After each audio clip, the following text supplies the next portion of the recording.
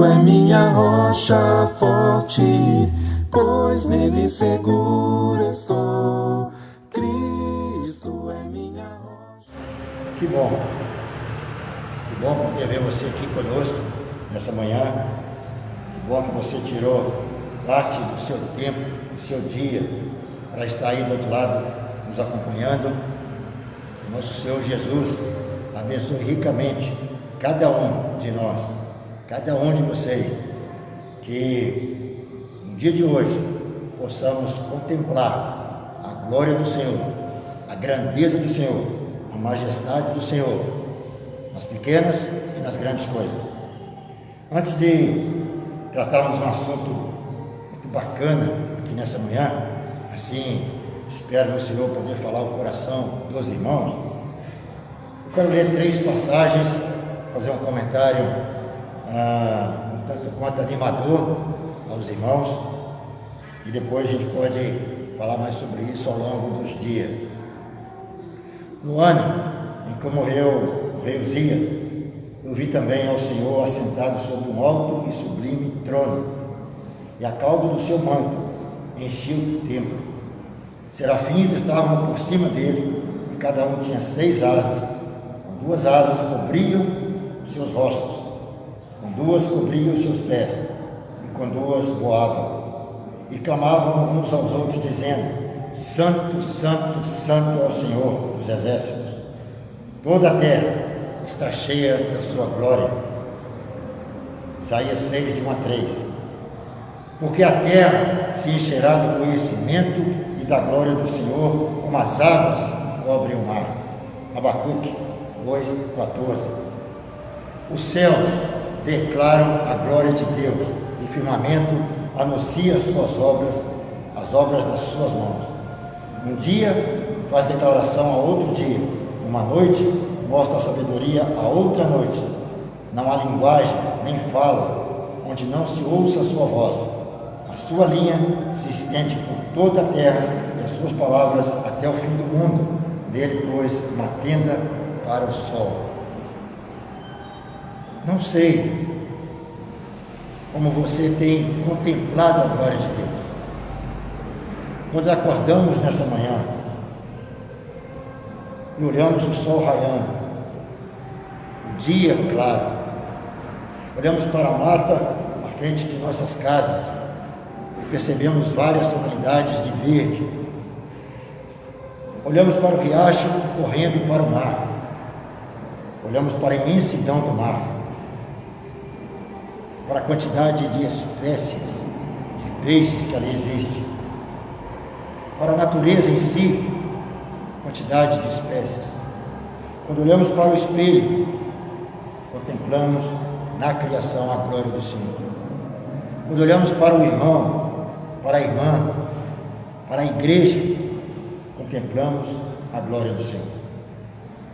Não sei como você tem contemplado, nas grandes e nas pequenas coisas, mas a palavra de Deus é clara: toda a terra está cheia da glória do Senhor. Eu gostaria de encorajar os irmãos a refletir um pouco sobre a glória de Deus. É só uma introdução para o assunto que nós vamos falar daqui a pouco, mas imagina, o mundo atual está um caos, estamos em crise, mas o salmista diz: os céus declaram a glória de Deus. Se você imagina o céu, lá nesse momento está tudo em perfeita harmonia, está em ordem. O Senhor Jesus está lá, Deus está lá, o Espírito Santo está lá, os santos anjos estão lá. Crise, se nós olharmos para Deus, a sua glória, a sua majestade, então poderíamos ter crise de riso, porque confiamos no nosso Senhor. A terra, tão maravilhosa, tão bonita, criada pelo nosso Senhor, nos traz essa revelação da glória do Senhor.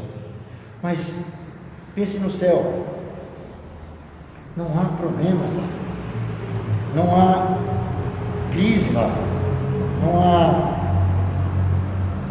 nada em desordem. E é pensando no céu, é imaginando estar ao lado do Senhor, que Paulo faz uma das declarações mais bonitas da vida dele. Na verdade, Paulo ele se encontra num dilema, numa escolha que ele teria que fazer entre o bom e o ótimo. Escolha difícil, porque entre o ruim e o bom é fácil escolher, mas escolher entre o bom e o ótimo, e agora Paulo se encontra num dilema, porque ele diz assim em Filipenses capítulo 1, verso 21: para mim viver é Cristo e o morrer é lucro. Paulo estava numa situação um tanto quanto confortável à vista daqueles que temem ao Senhor, daqueles que obedecem ao Senhor, daqueles que fazem a vontade do Senhor, porque para ele, sem olhar o que está escrito, ele tinha um dilema: se morre, vai para os braços de Cristo; se vive, vive para Cristo. Então nós vamos ler esse versículo, essa passagem, que ela é muito, muito maravilhosa, e junto com a passagem associe a glória do Senhor que está sobre a terra, associe a paz que existe no céu. Faça um paralelo. Imagina o dilema de Paulo, um homem que se dedicou toda a sua vida na pregação do Evangelho. A palavra de Deus, a partir do verso 12, Filipenses capítulo 1, verso 12: quero que saibam, irmãos, que aquilo que aconteceu tem, ao contrário, servido para o progresso do Evangelho. Como resultado, tornou-se evidente para toda a guarda do palácio e a todos os demais que estou na prisão por causa de Cristo. Os irmãos, em sua maioria, motivados no Senhor pela minha prisão, estão anunciando a palavra com maior determinação e destemor. É verdade que alguns pregam Cristo por inveja e rivalidade, mas outros o fazem de boa vontade. Filipenses 1,16. Esses o fazem por amor, sabendo que aqui me encontro para a defesa do Evangelho. Aqueles pregam Cristo por ambição, egoísta, sem sinceridade, pensando que podem me causar sofrimento enquanto estou preso. Mas o que importa? O importante é que, de qualquer forma, seja por motivos falsos ou verdadeiros, Cristo está sendo pregado, e por isso eu me alegro. De fato que continuarei a me alegrar, pois sei que o que me aconteceu resultará na minha libertação, graças às orações de vocês e auxílio do Espírito de Jesus. Aguardo ansiosamente e espero que em nada serei envergonhado. Ao contrário, com toda a determinação de sempre, também agora Cristo será engrandecido em meu corpo, quer pela vida, quer pela morte, porque para mim viver é Cristo e morrer é lucro. Caso continue vivendo no corpo, terei fruto do meu trabalho, e já não sei o que escolher. Estou pressionado dos dois lados, desejo partir e estar com Cristo, que é muito melhor. Contudo, é mais necessário, por causa de vocês, que eu permaneça no corpo. Convencido disso, sei que vou permanecer e continuar com todos vocês, para o seu progresso e alegria na fé, a fim de que pela minha presença, outra vez, resultarão vocês em Cristo Jesus e transbordem na minha causa. Dilema difícil aos olhos de alguns, porque quando falamos de morte, nem todos querem tratar desse assunto. Mas Paulo, ele de certa forma, ele estava desejando a morte. Era para ele muito melhor ele morrendo na prisão, ele ia direto para os braços de Cristo. Mas por causa, pelo amor e por amor aos irmãos, ele também queria ficar. Você já esteve diante de um dilema? Você já esteve diante de uma escolha assim, entre o bom e o ótimo? Talvez sim. Você deve ter ficado diante de dois caminhos, e para seguir tinha que fazer uma escolha. Você talvez tenha recebido duas boas propostas de emprego e teve que escolher uma só. Você talvez teve a possibilidade de fazer dois bons cursos e teve que escolher um bom e o ótimo. E aqui em Filipenses capítulo 1, então Paulo, ele está diante de um dilema. De novo, partir e estar com Cristo, ou permanecer mais um tempo aqui na terra para servir a igreja, para servir aos irmãos. Paulo já não sabe mais o que escolher, palavras dele, eu já não sei o que escolher. Os dois, na visão de Paulo, são ótimos, são bons. Ele fala bem claro, né, que estar com Cristo era muito melhor, mas por causa dos irmãos seria necessário. E depois ele ainda afirma que ficando nós veríamos o fruto do seu trabalho. Se ele fosse liberto, então ele continuaria pregando o Evangelho.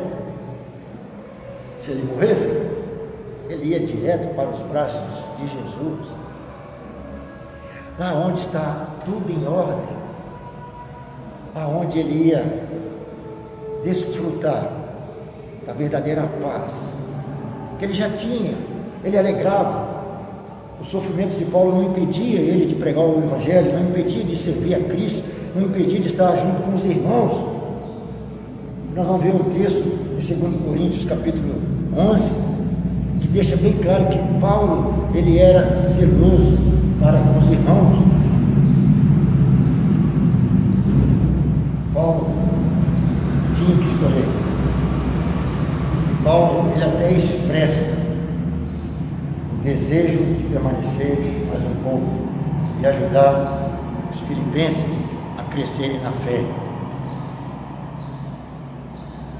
E interessante que alguns de nossos irmãos também têm esse desejo de continuar um pouco mais, por mais difícil que aos olhos dos homens pareça estar. Eles querem, eles decidiram continuar por amor dos irmãos, por amor aos irmãos e à igreja do Senhor.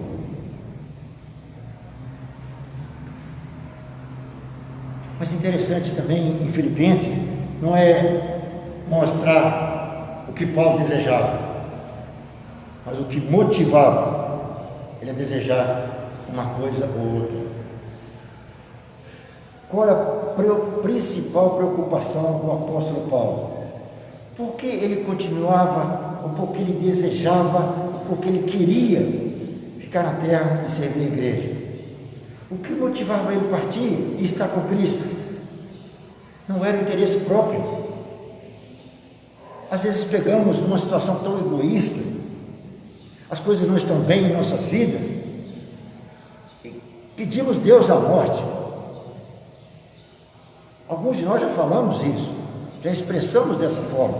Seria bom que Jesus voltasse hoje. Seria bom que Deus me levasse, e usamos algumas expressões, porque estamos passando por problemas, por dificuldades, por lutas. Mas Paulo não pensava nele só. Ele não era egoísta ao ponto de pensar somente nele, no interesse próprio, e receber honra dos homens. Não. Não é simplesmente descansar também das suas fadigas, mas o que motivava Paulo era glorificar o nome de Cristo, seja posto em liberdade ou seja na morte. Cristo seria glorificado, diz Paulo. Engrandecer o nome de Cristo era a motivação e deve ser a nossa motivação quando servimos ao Senhor e uns aos outros. Na vida ou na morte, Paulo busca a glória de Cristo. E ele não está preocupado simplesmente em viver ou morrer, mas em engrandecer Cristo, quer na vida, quer na morte. Por isso que ele afirma: para mim, viver é Cristo, morrer é lucro. E com base nesse texto, eu vos proclamo o Evangelho de Cristo, porque Jesus, através do apóstolo Paulo, nos chama para viver e morrer para a sua glória. Viver do cristão é Cristo. Morrer do cristão é lucro. O verdadeiro discípulo de Cristo não teme a morte. O verdadeiro discípulo de Cristo, ele vive para Cristo. Estou fazendo uma ressalva.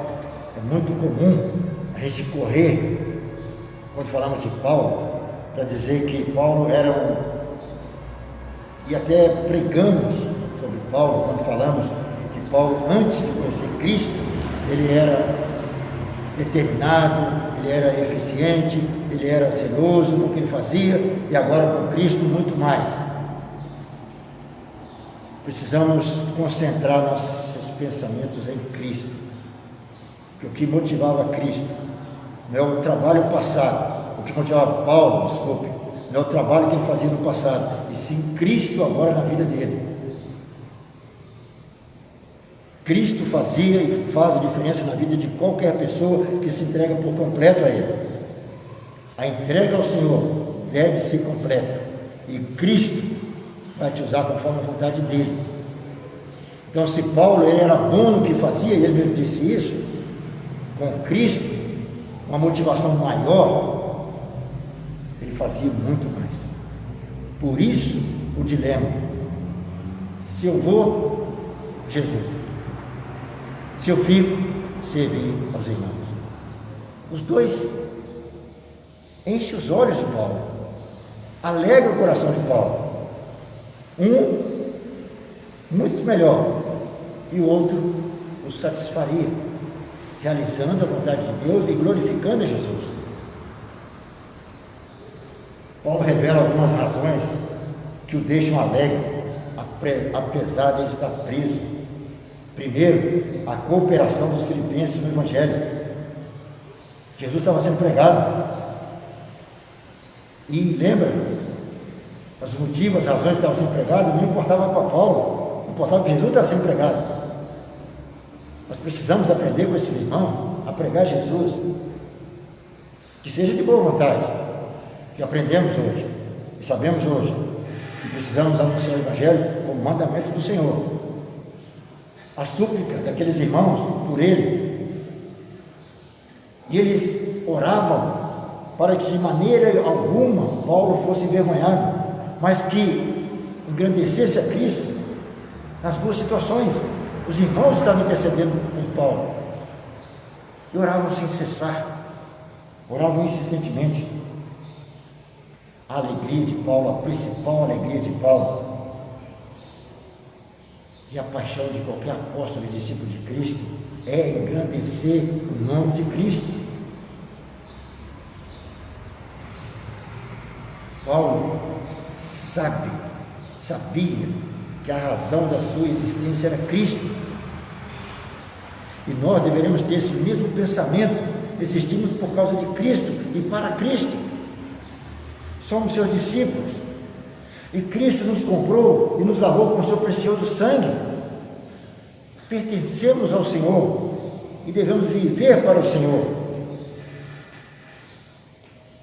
Como eu disse, antes da sua conversão, ele perseguia Cristo e seus discípulos. Ele procurava viver pelas obras da lei. Agora, salvo por Cristo, ele vive em Cristo, para Cristo, e trabalha em prol do crescimento do reino de Deus. Seu alvo é engrandecer o nome de Cristo com a sua vida. Olha que bacana que ele fala lá em Gálatas, capítulo 2, versículo 19 e 20. Gálatas 2, 19 e 20. Fui crucificado com Cristo. Assim, já não sou eu quem vive, mas Cristo vive em mim e me amou.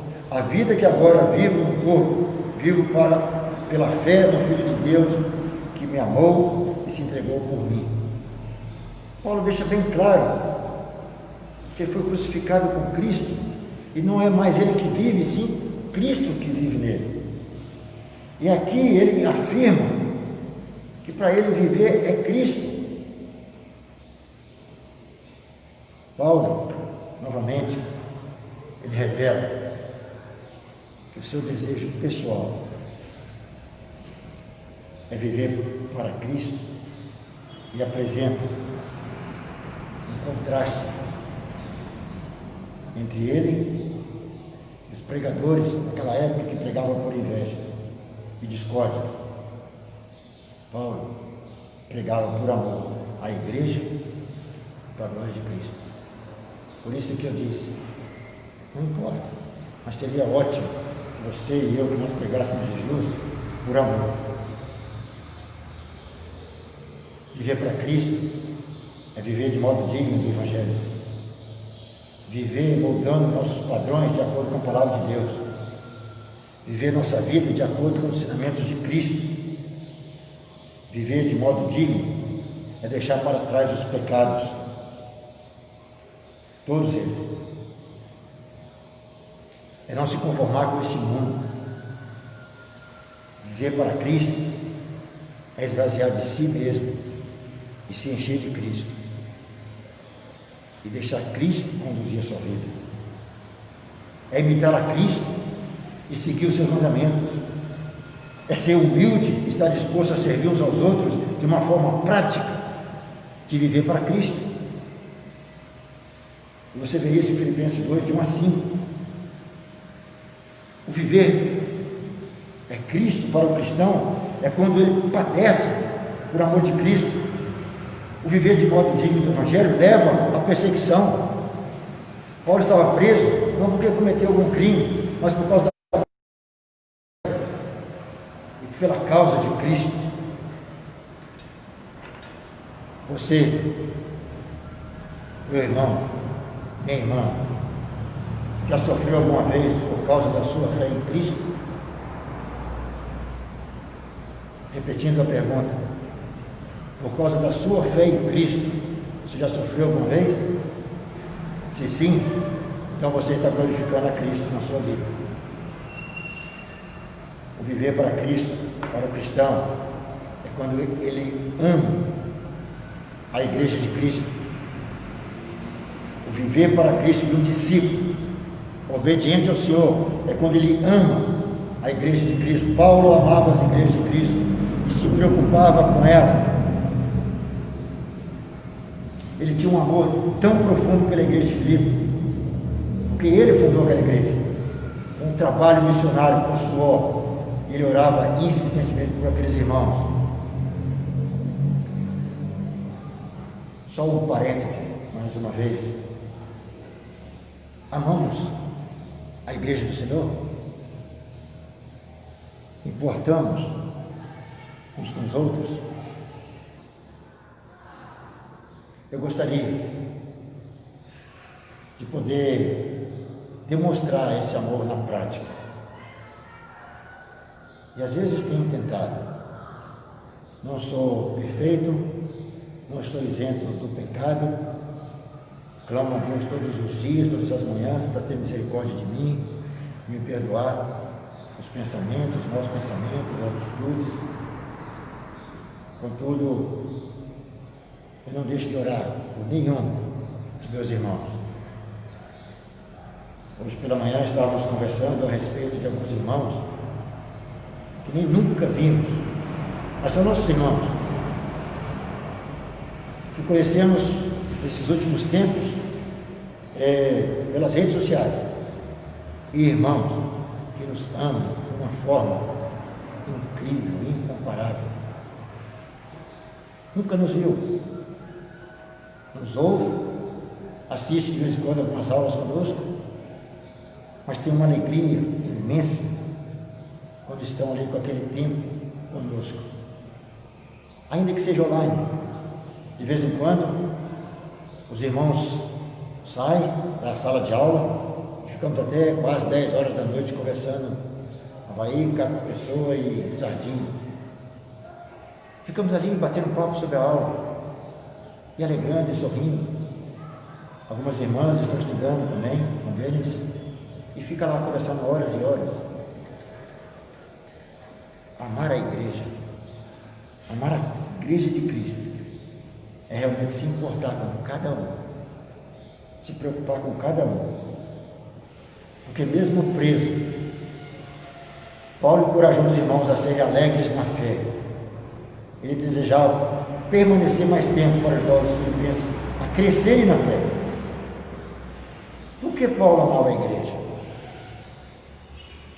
Porque amava o cabeça da igreja, Cristo. E quem ama Cristo, ama a sua igreja e quer servi-la a qualquer modo, a qualquer preço, para que o crescimento e a edificação seja notório.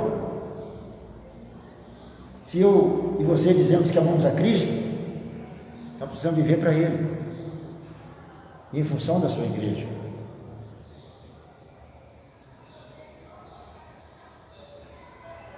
Nos últimos tempos, tem sido difícil, não tem sido mais com tanta intensidade a oração pela igreja.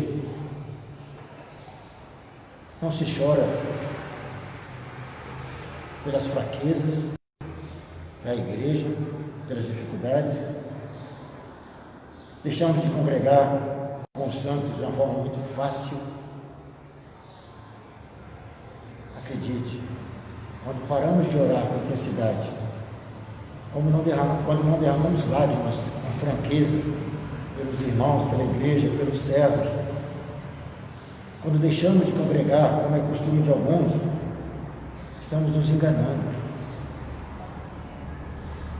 Não vivemos para Cristo assim. E quando vivemos para Cristo, tudo isso faz parte de nossas vidas de uma forma natural. Porque Paulo, ele engrandeceria Cristo com sua vida, da forma que, através do empenho dele, do trabalho dele, pelo crescimento da igreja e pelo progresso do Evangelho, muitos conheceriam e a igreja se fortaleceria. A vida de Cristo foi glorificar a Deus em favor da sua igreja, porque ele viveu e morreu por sua igreja. E Paulo seguiu o mesmo caminho do Senhor. E você? E eu? O que temos feito pela igreja? Viver para Cristo sendo membro fiel da igreja dele? Viver para Cristo é quando o cristão confia em Cristo e depende dele para tudo em nossas vidas. Quem tem Cristo na sua vida não entra em desespero diante das aflições do tempo presente. Ele pode até passar por dificuldade, mas é em Cristo ele encontra forças para viver, porque Cristo é seu dono, é seu amigo, é seu refúgio, é a sua suficiência, é a certeza da sua vitória. Finalizando, e logo depois aqui vou compartilhar uma outra passagem. Meu irmão, minha irmã, o seu viver é Cristo? Seu estilo de vida reflete a glória de Cristo? Cristo tem sido visto na minha, na sua, na nossa vida, no trabalho, na escola, na família? Você ama o Senhor? Ele é a razão do seu viver? É a pessoa mais importante na sua vida? Não adianta nada apenas ter o nome de cristão ou ser membro da igreja. O que importa é viver para Cristo, engrandecer o seu nome, com o nosso corpo, com as habilidades que temos, com tudo que temos e que somos. Nisso consiste a razão da nossa existência. É bem-aventurado quem vive para Cristo, pois além de cumprir o propósito da sua criação, que é glorificar a Deus nessa vida, ele também terá a morte como lucro.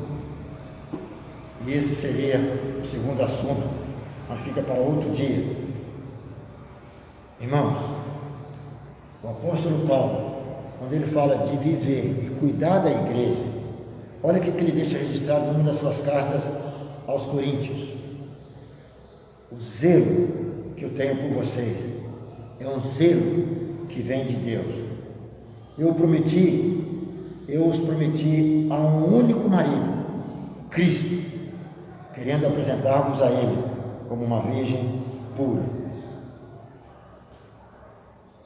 Também em 2 Coríntios, mas Jesus me diz: a minha graça é suficiente a você, pois o meu poder se aperfeiçoa na fraqueza. Por isso, por amor de Cristo, alegro-me nas fraquezas, nos insultos, nas necessidades, nas perseguições, nas angústias, pois quando sou fraco é que sou forte. Assim, de boa vontade, por amor de vocês, gastarei tudo que tenho e também me desgastarei pessoalmente. Tudo que fazemos, amados irmãos, é para fortalecer vocês.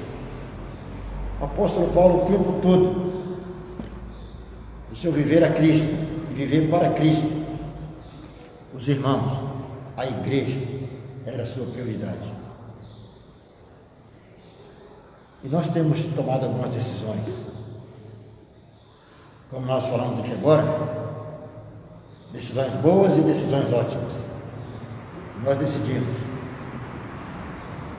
absorver do Senhor esse mesmo zelo pelos irmãos, a realmente nos desgastar em prol do Evangelho.